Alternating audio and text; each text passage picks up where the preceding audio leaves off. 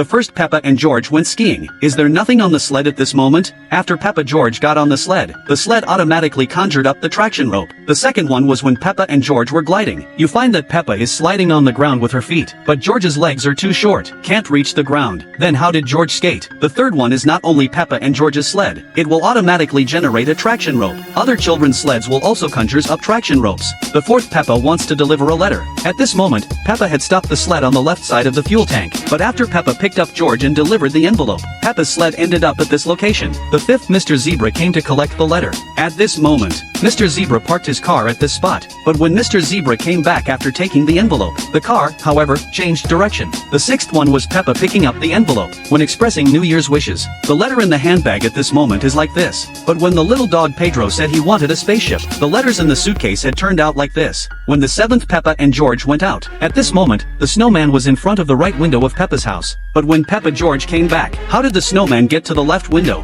When the eighth pig father drove out. At this point, Peppa and George were still getting into the car as usual, but after arriving at the destination, Peppa and George jumped out of the car directly. Could it be that Peppa and George are both high jump geniuses?